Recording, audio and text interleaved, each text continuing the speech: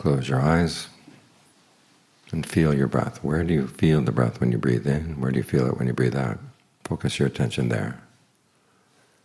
Try some long breathing for a while to see how that feels. And if long breathing feels good, keep it up. If not, you can change.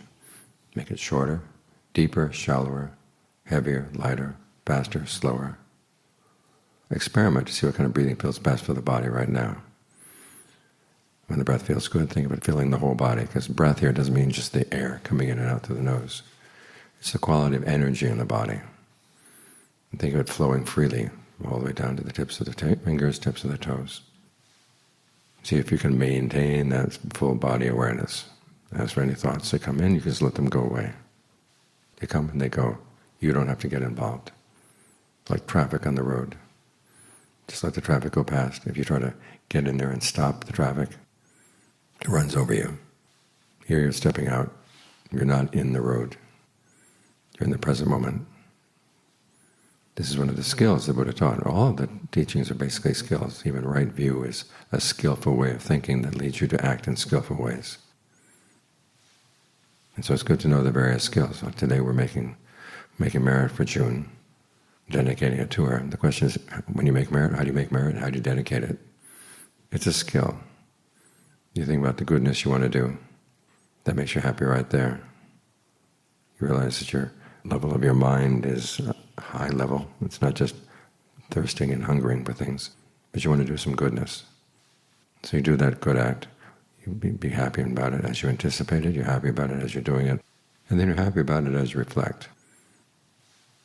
And as you reflect, you might stop and meditate and make the mind quiet.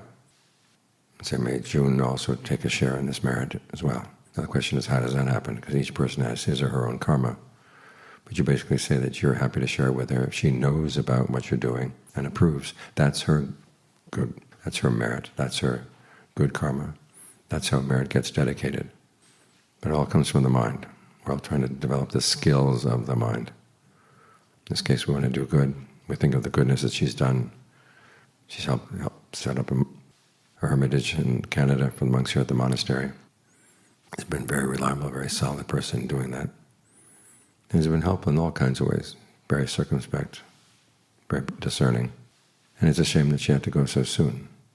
But as the Buddha said, once you're born, you're ready to die at any time. So we think about that, and we think about the fact that we're going to be dying sometime soon as well. Even if we live for another 100 years, when the 100 years is gone, it's gone. You can't carry it around with you.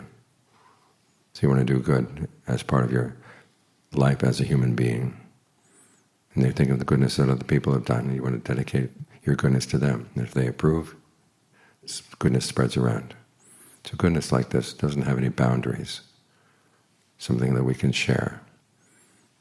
When you look for happiness in this way, you're looking for happiness in a wise way, in a way that leads to harmony, in ways that leads to cooperation among people.